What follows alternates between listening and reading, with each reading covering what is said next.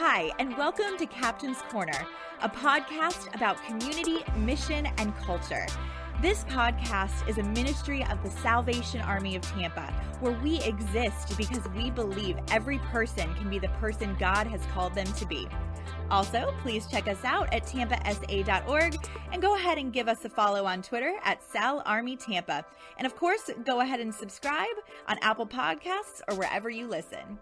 Today on the podcast, we have Commissioner David Hudson, National Commander of the Salvation Army in the United States of America. Hope you enjoy the podcast. Hi friends, this is Captain Andy Miller coming to you for Captain's Corner, a ministry of the Salvation Army in Tampa, Florida. And I am privileged today to have on the line with us Commissioner David Hudson, who's a National Commander for the Salvation Army. Thank you, Commissioner, for joining us. Yeah, it's a real treat, and I enjoyed the weather down in Florida, at least, vicariously through you. Well, it's raining here today, but you're welcome to come down. Oh, well, maybe anytime. I'm not. Maybe I'm not. It's sunny here in D.C., so maybe I'll take our weather over yours today. Sure. Well, we're excited to be able to have an opportunity to engage various people, and you have a unique seat via your appointment in the ministry God's given you as a National Commander of the Salvation Army. A lot of people, maybe particularly those in Tampa listening, won't understand some of the distinctions in our organizational structure. But could you just tell us a little about yourself and how you came to serve as an officer, a pastor in the Salvation Army, and now as an organizational leader? Yeah, well, a little bit about myself. Well, I've been an officer for 44 years. Wow. I actually started out life's journey in Dallas, Texas, so I was in the Southern Territory for the first 4 years of my life. Actually 5, because then I moved to New Orleans for 1 year. Okay. And actually had the joy of living above divisional headquarters. Wow. In New Orleans, and that was a divisional headquarters city back in those days. Right, interesting, yeah. And then from there, I traveled to Anchorage, Alaska. You Whoa. talk about a culture shift. Were your parents officers in the Salvation Army? No, my aunt was. She was a Southern officer. She was a finance secretary in New Orleans, and that's why I lived with her. Okay. And then my mom somehow reconnected with a former boyfriend. Okay. And he was living in Anchorage, Alaska, and we got on a plane. Now, this is back in 1962, probably, 63, something like that. And so plane travel was kind of a special thing in those days. And so it was an all-day flights to Anchorage. Lived there for a couple of years, and then we moved to Oregon, and that's where I really re-engaged with the Army. Mm-hmm. I went to a very, very small corps in Portland, Oregon. Okay. Where a Salvation Army kind of took this guy that my mom is she was mid-40s when I was born, and my stepdad had no desire, to take us to church to anything, and so. This guy, this Corps officer, drove clear across Portland every day from north side all the way to the southeast every Sunday. Wow. Sunday morning, Sunday night, he would go for women's ministries and come and pick me up for youth groups, and really took me under his wing and kind of became a surrogate father to me. And his influence and that of my aunts really did, God use those things to drive me into officership. I think, they say, imitation is the highest form of flattery. Well, I think in my life, when I saw what God was doing through them and their influence on me, I just felt that God wanted me to do that and pay that forward with others. And so that's how I started my life's journey. Attended the Salvation Army Training College in San Francisco, California at those days. Interesting. And then was commissioned in 1975 in the Soldiers of the Cross session, and that is the last session that was commissioned out of San Francisco. I had no idea that it was based. Was THQ in San Francisco in those days? It was. It was. And they both moved that summer down to Rancho Palos Verdes, California. They bought it was a Catholic 2-year college for girls, a residential college. and I think their student enrollment was quite low, and so the Army got a very good price, and so they moved the entire territorial headquarters and the school to what was known before then as Marymount College. Okay. In Southern California. And so it's interesting. I've had a lot of association with that facility over the years, but I still sometimes refer to it as the new school. Oh, interesting. Yeah. Even though it's been there for 44 years, I never attended a class there. So when they say go to this building or something, I still have to ask, so what building is that? Can you tell me? Interesting. So kind of point me the way. How our perspectives change. So would you have been like 18 or 19 years old when you went to training? I was 19. Wow. And which, but my wife said I was 19 and I was very good at it. I was very, very immature. Yeah. And, I think if there was anyone voted in my class, least likely to succeed in anything, I probably was pretty close to the top of the ballot. But, I married well. I met my wife. She was at the school the same time. Okay. And so we met, and we were married 1 year later in Santa Ana, California, which is her home core. So I came from Portland. She came from Los Angeles area, Orange County, and we met in the middle in San Francisco. There you go. And so we've been married now for 43 years this year. So.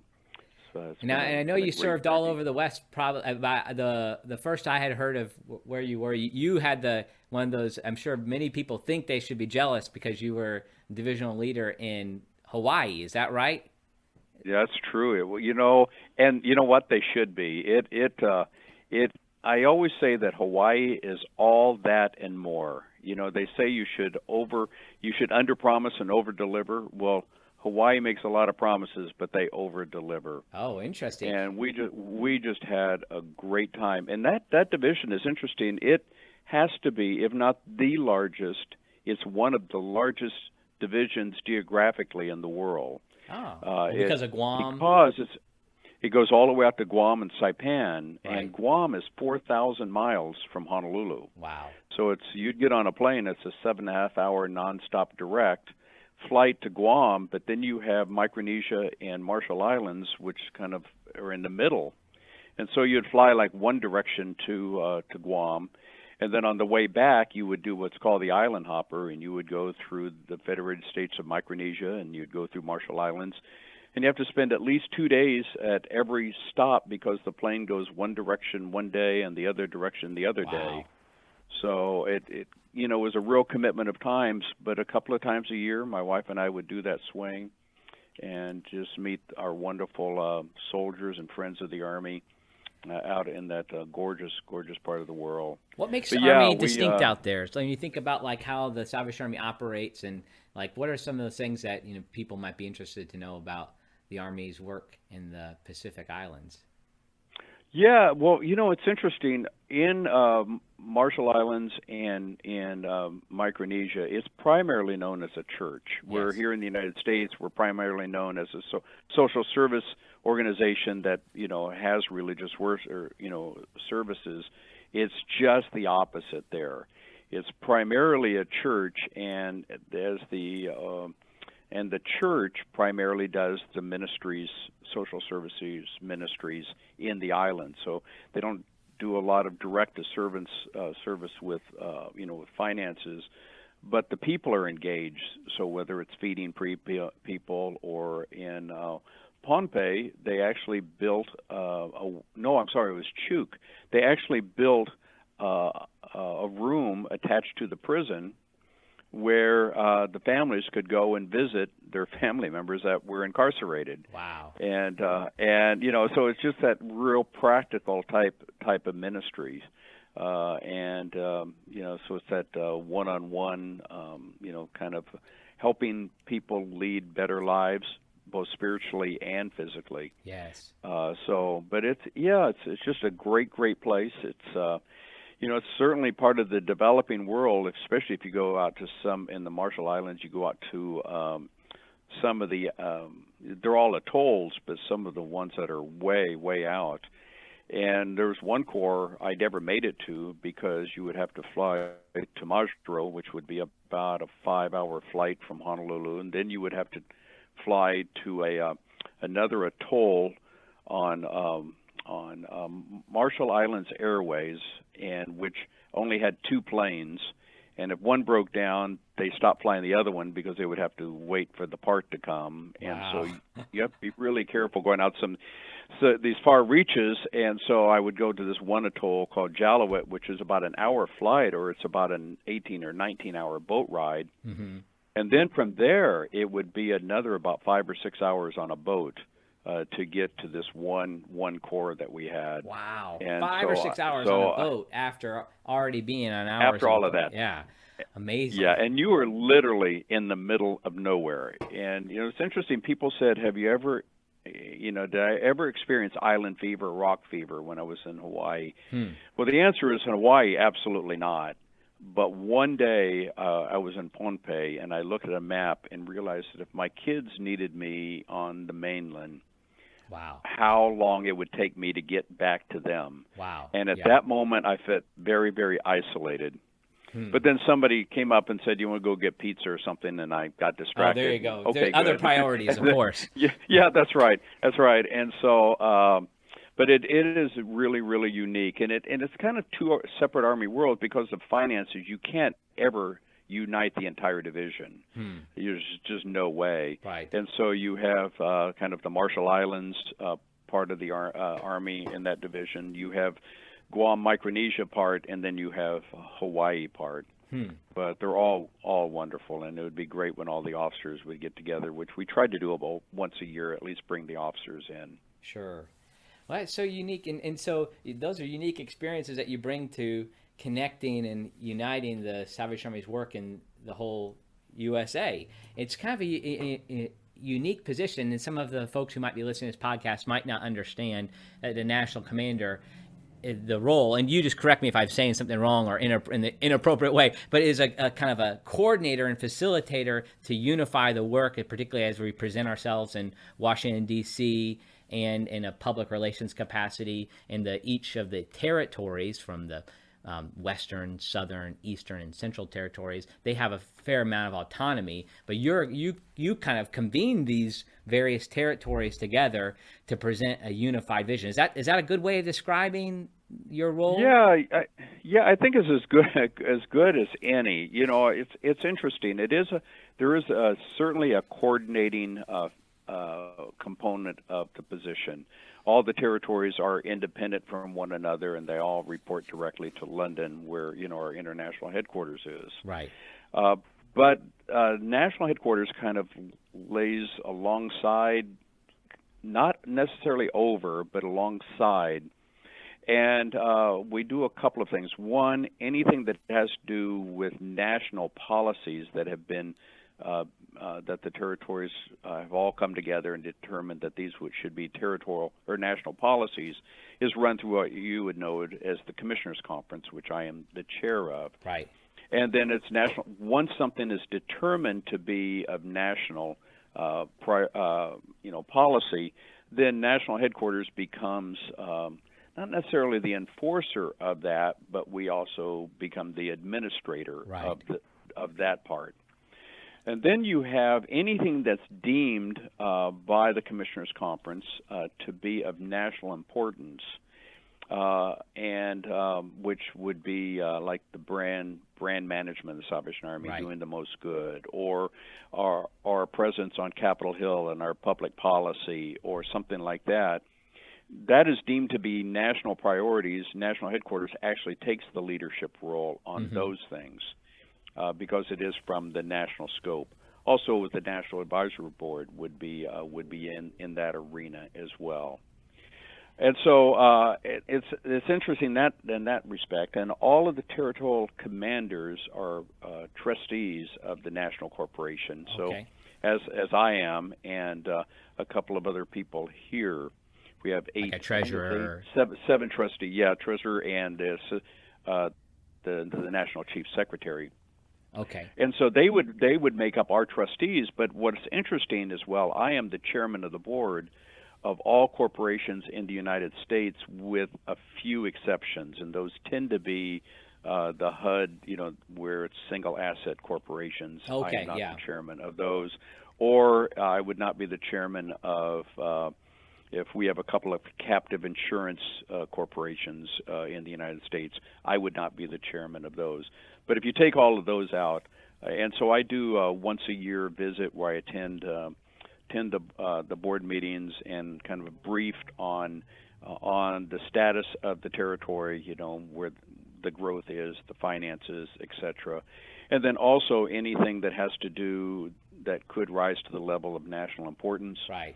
And then also I meet once a year with the general and the chief of the staff and the international secretary to the Americas, and give them a briefing on the United States, the Salvation Army in the United States. And so I will take some of the information that I've gleaned from those meetings, some of the things that we've observed, the national board, the national brand management, all these things, and I submit an agenda to the general, and then he approves it or not, or approves it with edits. But in my experience, they've always approved it, and then they will add additional things onto the agenda. And then that once a year, I have a meeting with them, my wife and I both, and the meeting will go about 3 or 4 hours, and we just go through one thing or another, and there's lots of discussion on every item, lots of follow-up dialogue, and then questions. And sometimes the general will say, well, I'm really interested in this next year, what happens in this arena. And so I give them, continual updates along the way on those areas as well. Let me back up So here. it really This is is so interesting because I want to get to kind of some of in a second here, just some of the priorities or concerns or issues or opportunities you see for the Army as a whole, because you have a unique seat with that. But one thing that's happened since I've become more engaged, particularly as a Salvation Army officer and now as an area commander, is I have generally, and I think the average person who grew up in the Salvation Army sees the territorial and national leaders' role in an ecclesial fashion, which is appropriate and important. But there's also, you just highlighted something that's not brought up very often, is the nature of our corporation. And so there's like an organizational component to that, so is very significant. So as I'm in the community, and there'll be people who listen to this interview who are resonating with some of that language, to acknowledge that the territorial commanders generally sit in a role as a president and CEO of the corporation, but the national commander then is the chairman of each of those separate board of trustees. Do you think the way that this is set up with now this is a great question to ask, of course, before you retire in a year or so here, but is this a good setup organizationally, corporately, for us to have 4 distinct territories, and in many corporations, but essentially 4 corporations and a 5th with yours there? I'm really curious of your thoughts on that now after 44 years of officership. Yeah, actually, it's interesting. If you would have asked me 4 years ago, I said, "Yeah, I don't have a clue." But I do have a pretty strong opinion today. I can't wait to hear it. Let me take you back to the 1930s. Oh, wow, we're going to go back. Yeah, but I'm going to go real quick. Okay. Evangeline Booth was truly the national commander, right, of the Salvation Army of the United States, and she actually started forming the territories as when she was national commander. But all of the territories reported directly to national headquarters, right, not directly to London. She was the national commander. When she became general, she changed the relationship of the territories to the national commander and had them report directly to London. And she appointed, basically, I think even those title was a national coordinator. It was not a national commander. And I wonder, sometimes why she did that, and I think that, and I'm not sure what her motivation was.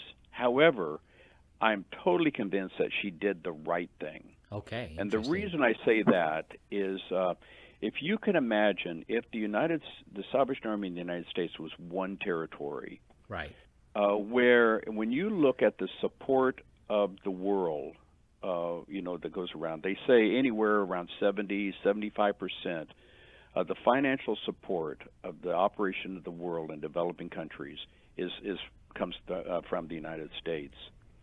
Wow. I think it would be a very dangerous position for anybody to be in that would control if we had the the hierarchical setup that we have. That's right. Interesting. Where you had a national commander that literally would have more power than the general. The only power the general would have would be to change the national commander. Interesting. But I just think that type of wow.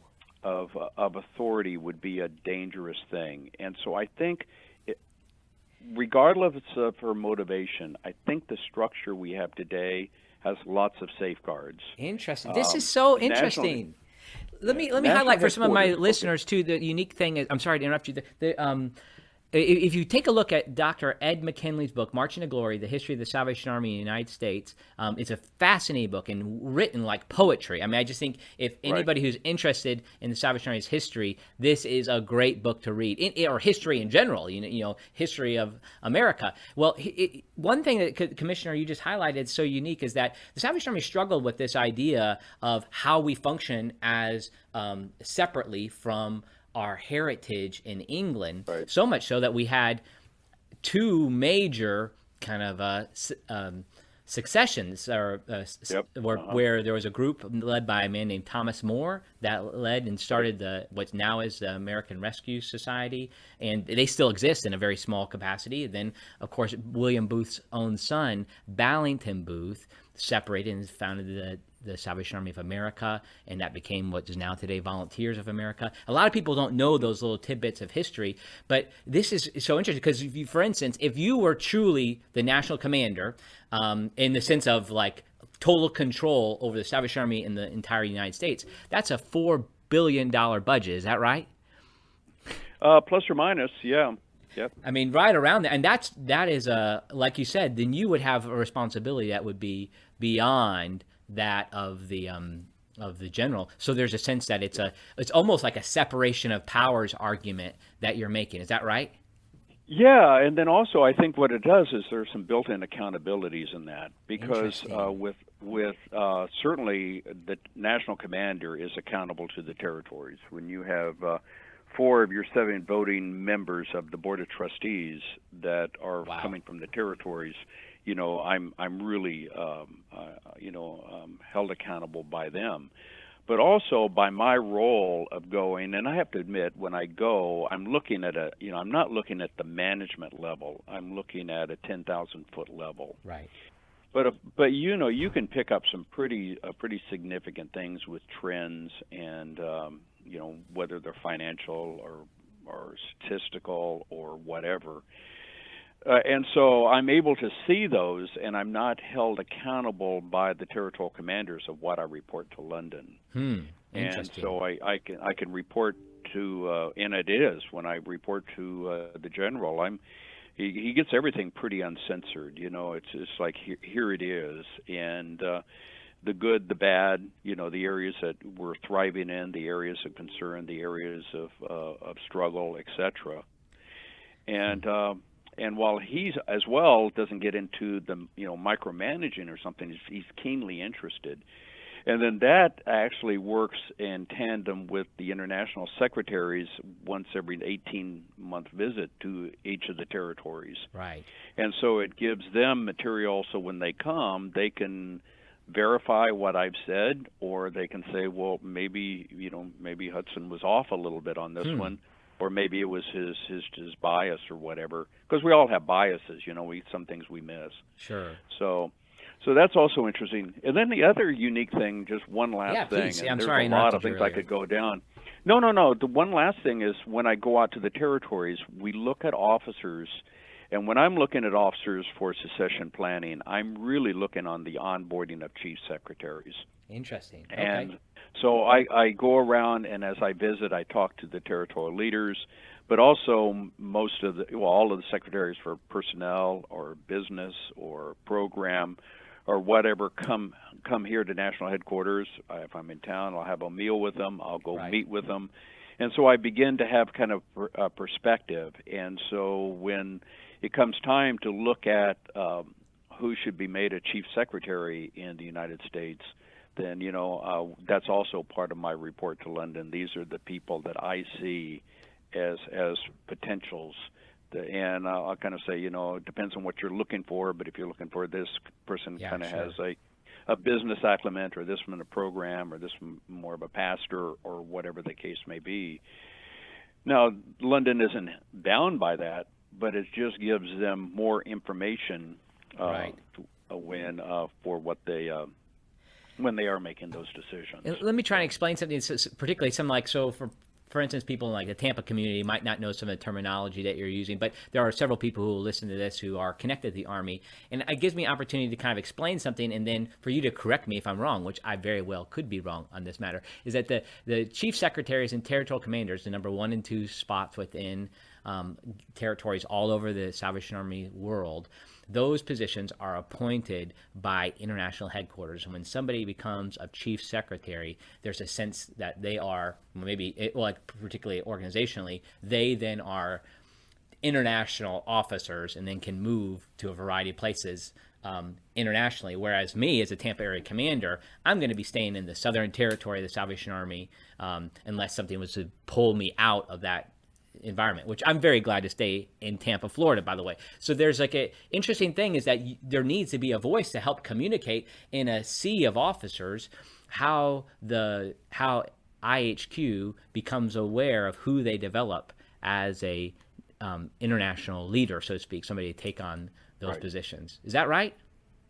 Yes, and of course, along with that, each of the territorial commanders and spouse and chief secretary and spouse have to do reports on all people that are in certain appointments, which would be divisional commanders, territorial finance secretaries, territorial youth secretaries, and there's a few property secretaries. They would do reports to London every year on those, and they're all individual. They are not shared with one another, so I would not, if I was, here I do them for national headquarters officers. I don't tell my wife what I'm writing. I don't tell the chief secretary what I'm writing. And so London has this series of reports on officers along the way. And so they can lay all those out, and then at the same time, they hear what I have to say. At the same time, they hear what the territories have to say. And so it's a very, very educated decision that they are making along the way. Right. So, yes. Now, just one minor correction is, good. You're right that if you're a chief secretary or a territorial commander, you really are at the general's disposal, and you can go anywhere in a minute's notice.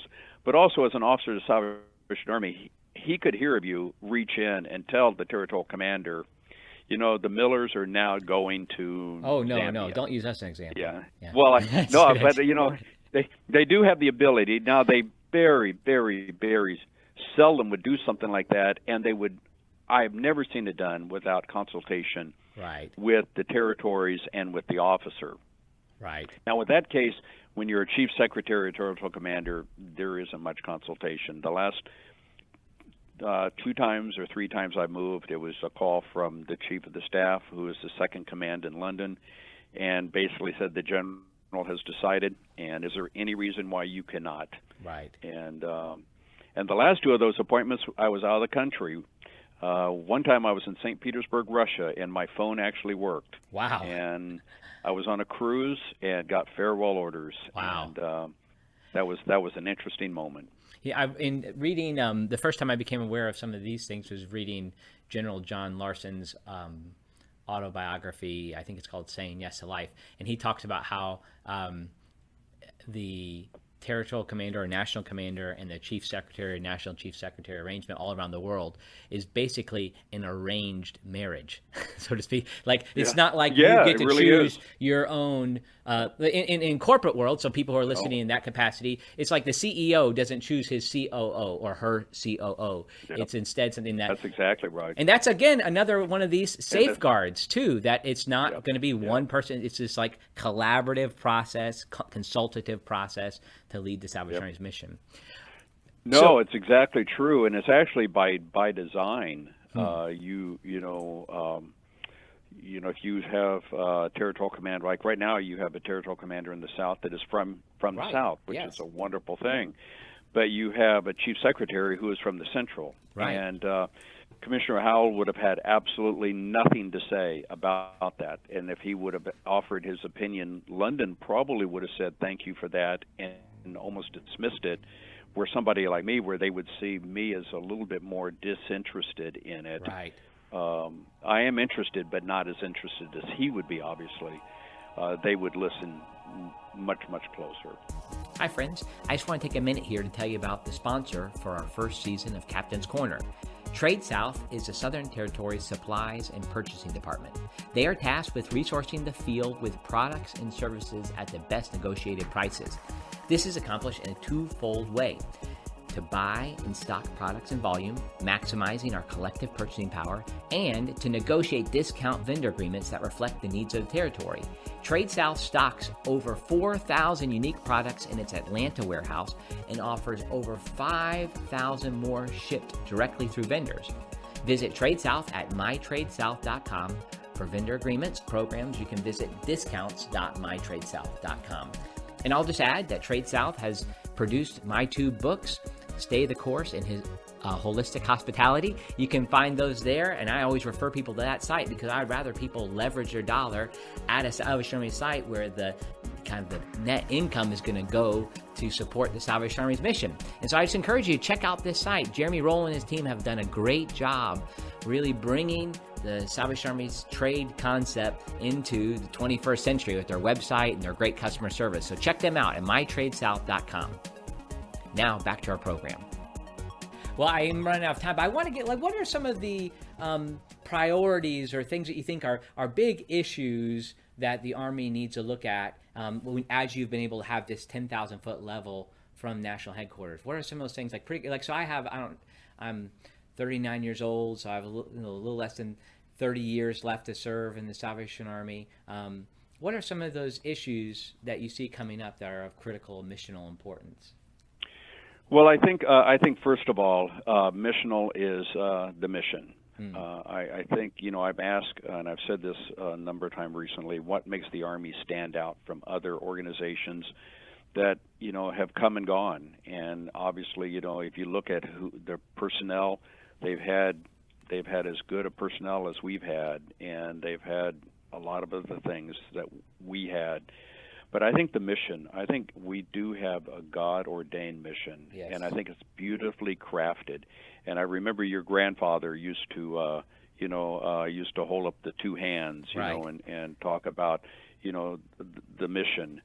I often talk about the mission, and it's not two missions. And I know he Amen. didn't say that as well, but it's one mission. Amen. And to only do part of the mission, either side, does a disservice to the entire thing. Right. And I think that when you look at, they fit brilliantly hand in hand, because if you think about preaching the gospel of Jesus Christ, and you come down to what is the gospel of Jesus Christ, it's about redemption, it's about restoration, yes. It's about unification, it's about bringing hope, it's about a future, it's about things that this world is absolutely longing for. Amen. Matter of fact, Bob Johansen, a futurist, said the one thing that the United States needs now more than ever, and in 10 years will absolutely need more than, is hope. Wow. And I think the gospel of Jesus Christ brings hope. Amen. But meeting human need in his name without discrimination, I think it is right on. That's what the church should be. If you look at the parable of the sheep and the goats, there was one difference between the sheep and the goats. It's what they did or they didn't do to the least of these, the brothers of Christ. Right. And the thing that also is, I think that when we truly serve to the least of these, we don't recognize them as the least of these, because we give them dignity and we give them value, because they are God's creation. Right. So I think the mission, and I think we cannot deviate from the mission. I think the other thing that I promised a social service conference I would be doing a couple of months ago, and that I would talk about this at every level of the Salvation Army, from the general down to wherever, yes. and that we do a masterful job of incorporating people from various cultures and ethnic diversity in the Salvation Army. We have got to do a better job. We have to do a better job of showing that diversity at the highest levels of the Salvation Army in the United States. It's got to be a priority, and we have to begin to realize that the tapestry of God's family, and I think that there may be a lot of reasons why we haven't succeeded, but I think we've got to realize that to some extent we failed in this area, and we've got to do better. And so, I'm not necessarily affirmative action, right. But what I say is what we should be doing is having a matrix of leadership, and right. You start having this matrix of all the things that are needed in right. leadership, but gender and race and has to be part of that matrix. And so if you get equal people that are equally gifted or equally potential or whatever, and you see one that's a married woman and one that's a person of color, and they're all else equal, that person has to be chosen. And I think that's the only way for us ever to break this cycle. But I think we have to be very, very pay close attention to this, and it has to be a real priority. So I think that has to happen, and I'm praying that takes place. I'd like to see it happen while I'm still National Commander. I only have a year to go, but I'm hoping and praying that we see some real traction in this area, in the territories, and eventually here at National Headquarters, because that's where our leaders come from. It's just a tension between what is meant by equality, and I'm really glad to hear you say this, making us a priority. The distinction between equality of outcome and equality of opportunity. So, yeah. And I think what you're saying, and I sense your heart in this, is that there hasn't been an equality of opportunity through the years, and so that then it's not fair to anybody in the situation to say, all right, we need to be divided completely, and it's a never-ending spiral to say, all right, we need to have equal representation of X, Y community, because you'll never achieve it. You won't ever be able to get a perfect balance based upon the population or whoever it is. So, and then it's not fair to put somebody in a place where they might not have had the development. But I hear you saying, we're going to give people the opportunities, and as they've had the experiences that will allow them to serve well, then they get an opportunity to be there as a way to counter the. I guess this is a controversial point to say that there has been systemic injustice based in our country and based upon a variety of gender and racial bias. So that's something that needs to have a systemic response. Yeah, well, I think that, bias, we hear a lot about bias, but I said earlier, we're all biased. We just, and you don't mean to be. It's just how you see life. And if you're not careful, you begin to choose leaders that reflect the same values and the same way that you see life. And values probably isn't the right word, but the way you see life. And so I think there's a real danger in that. I look at my own life, and I'm probably my own, the worst critic of myself. But I see that years ago, when the Army started looking at me, they looked at my potential. Yes. And they gave me appointments based on my potential. I wonder sometimes if we recognize potential in the people that look like us. Interesting. But we only recognize the abilities in people that don't look like us. And I think what we need to do is get down and look at the potential of everybody, and then give them the opportunity to excel based upon their potential, right, and not simply because of their abilities. Right. And that's a tough one. It really is a tough one. But you know what? I've made 100 mistakes, probably far more than that over the years. I mean, as a leader, and yet I was kept given more opportunities to succeed and given the opportunity to learn from my failures. And I think we need to give all people that same platform and that same grace. I'm so grateful that, the operative word in the gospel is grace. Amen. Yes. We have been saved by grace, by grace, by grace. And then Paul says, not of yourself. So when I get big-headed, he reminds me, Hudson, that's nothing of yourself. It's only by my grace. And so I think that we need to kind of show that and when we do our succession planning. And you were exactly right. We don't make national commanders today or territorial commanders today. We make them 20 years ago. Right. When you gave them opportunities to grow and develop and learn. And then you have people to be in a position to go. And so I am encouraged when I see where we're at now and where we're giving people of a different color more opportunities. I'm saying that we just need to speed up the process.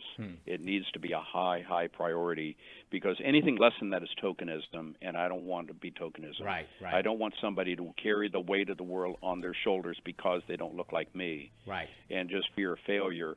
But at the same time, I know them. I could start counting off a lot of young officers of color and women officers, especially married women officers, that have more in their talent quiver than I ever did at their stage in life. And I'm just hoping and praying that they are given the opportunity to lead.